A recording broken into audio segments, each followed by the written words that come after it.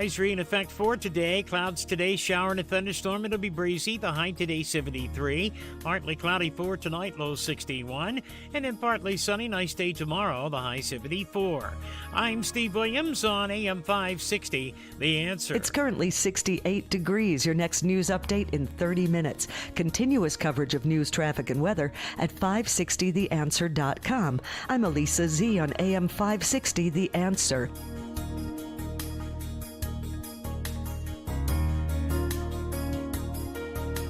Listen to AM 560, The Answer, online at 560theanswer.com, on the AM 560 mobile app, and your Alexa-powered smart speaker, on TuneIn, iHeart, and radio.com. This is Chicago's Morning Answer with Dan Proft and Amy Jacobson on AM 560, The Answer.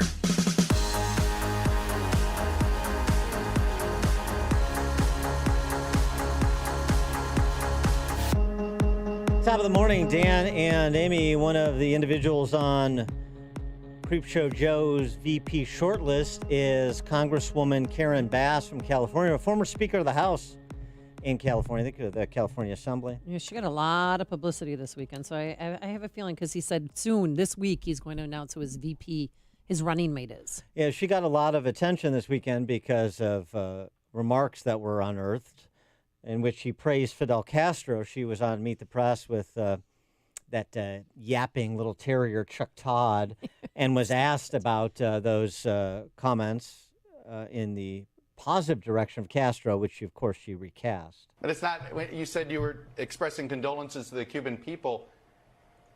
There's many people who believe that the Castro regime in general was keeping them confined, was stifling their freedom, that it actually, getting rid of Castro might have been a celebration to some.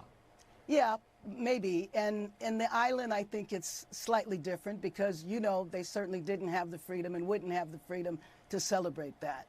So I think that it is just very important the way the Obama administration had opened up relations with Cuba. I think the best way to bring about change on the island is for us to have closer relations with the country that is 90 miles away. Just very quickly, I'm curious of your reaction. You were called Communist Karen yesterday by the Trump campaign, and Senator Marco Rubio said you would be the most, essentially imply that there was nobody who was ever been considered for the vice presidency that was seen as so much of a Castro sympathizer. How do you react? Well, one, don't consider myself a Castro sympathizer. Number two, my position on Cuba is really no different than the position of the Obama administration. Indeed. As a matter of fact, I was honored to go to Cuba with President Obama. I went to Cuba with Secretary Kerry when we raised the flag. So there really isn't anything different. And then, frankly, I believe the Republicans have decided to brand the entire Democratic Party as socialists and communists. Well, if the brand fits, you're right. She's not so much a Castro sympathizer. She's more of a Chavez Maduro sympathizer. And as to her contention that normalizing relations with Cuba would be the best way to liberate the people in Cuba who are oppressed, how's that going? Has Cuba developed into a peaceful, pluralist society unbeknownst to me? Have I missed it?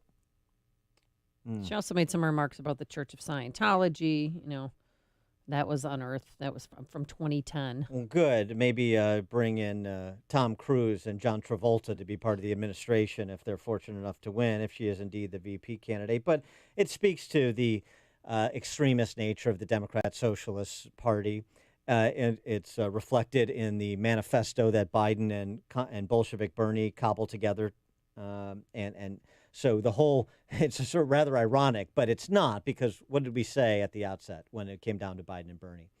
We can't have Bernie. Why can't we have Bernie? Because we can't sell this through the front door. We have Biden who can sell it through the back door, or who can sell himself through the front door, and then we bring in Bernie policies through the back door. That's the point. And that's the plan. You can't sell it straight away. It has to be. There has to be an element of subterfuge. And so you have the Joe Biden parroting some moderate stances, having the courage to say violence is bad and people who commit violence should be arrested and prosecuted, which is a revolutionary statement in the Democrat Socialist Party these days. That's what he said last week in Wilmington. Meanwhile, you have the real energy of the Democrat Socialist Party providing political cover for those same rioters and vandals, just to name but one example. For more on this, we're pleased to be joined by Adam Brandon. He is a contributor to Washington Examiner's Beltway Confidential blog, president and CEO of FreedomWorks as well. Adam, thanks for joining us. Appreciate it. Oh, thanks very much for having me. It's very important with Biden as the nominee, we take a very close look at what really happened back in the good old days of the Obama administration, particularly when we're starting to look at the economy. Right, and so this is a piece of it that you write about in the Washington Examiner, and recounting, even though the recovery was slow during the Obama years, the only reason we had one at all was because of the energy sector that Biden wants to kill. So roughly speaking, under 8 years of Obama, this is just your back of the envelope math here, but you could roughly say the economy was growing at about 2% per year. This is what people like Paul Krugman called the new normal, 2%. Okay. Remember, under Trump, we were pushing over 3% at times.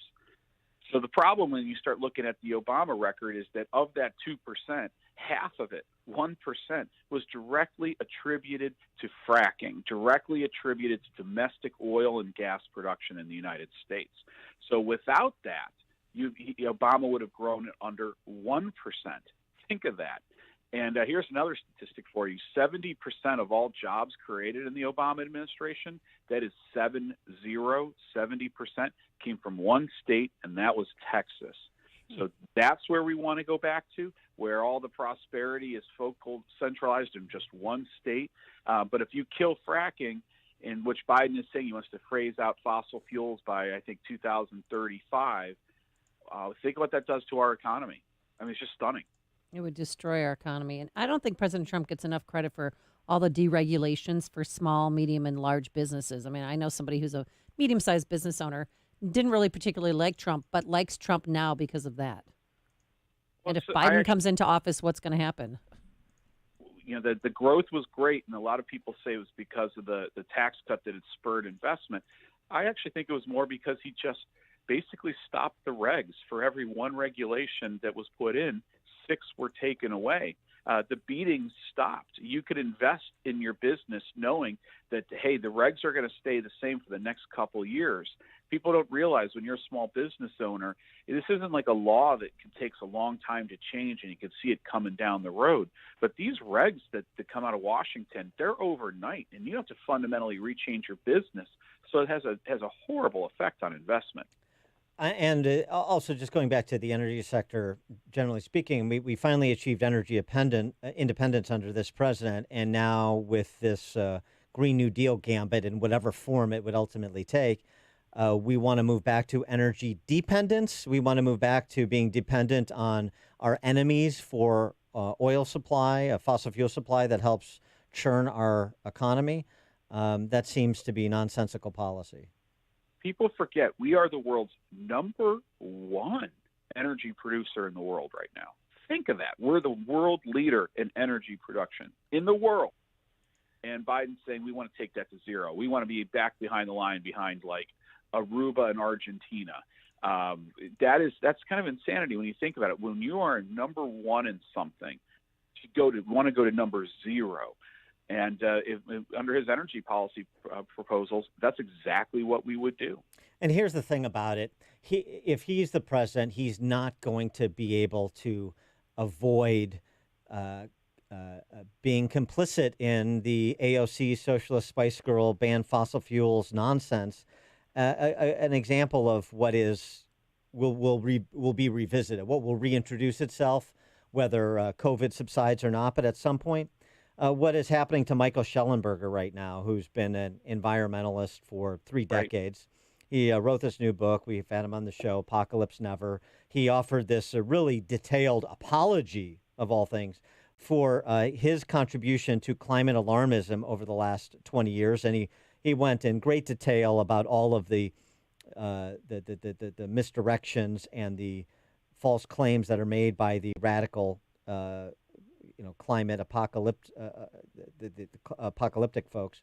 And now he's being called a white supremacist for all of his scholarship on the topic. I mean, this is a guy, again, 30 years of work product in addition to years of columns at Forbes and books and so on and so forth. He's just going to be marginalized as a white supremacist. So my point is to say this crowd will not tolerate dissent, including from the president of the United States. If his name's Joe Biden, he will be brought to heel.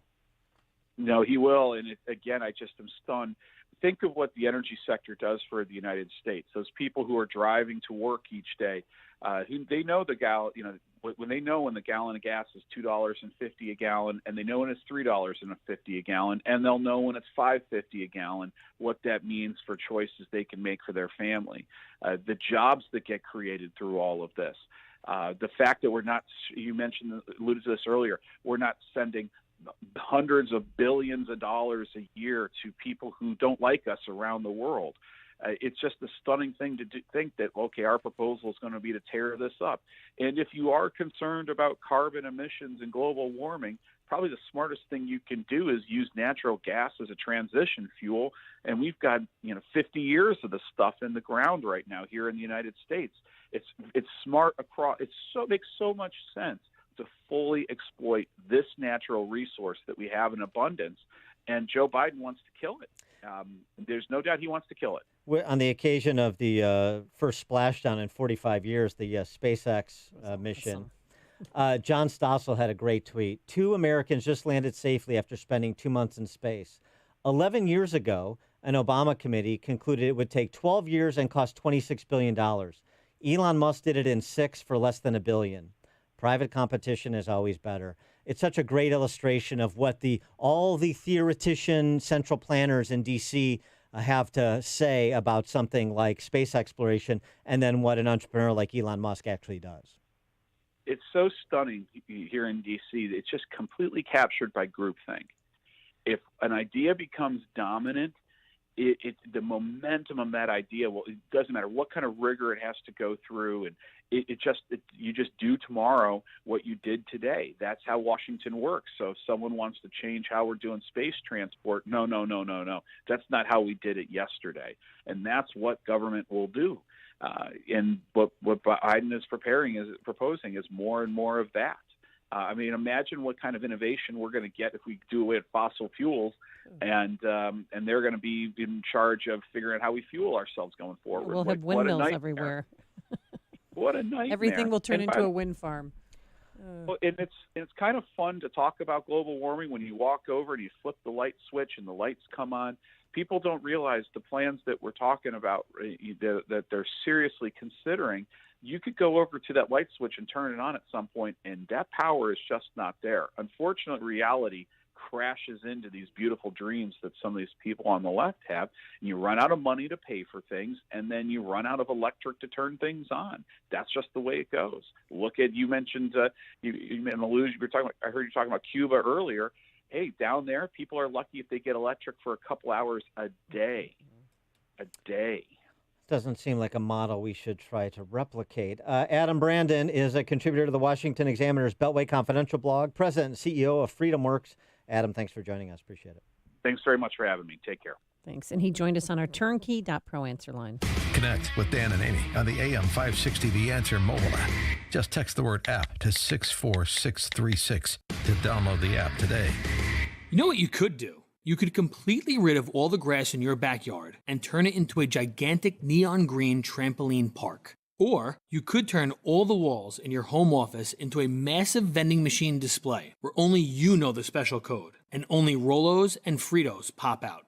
Hey, it's Ryan from United Faith Mortgage, and one thing we're seeing from hundreds of families across the country is the cash out refinance. Home values have gone up significantly the last few years, leaving many families with the ability to cash out the equity in their home to use for life. Usually it's for normal things like paying off credit card debt or doing home upgrades. But it could be for a vending machine room. Just saying. If you're curious of your options, we'd love to help.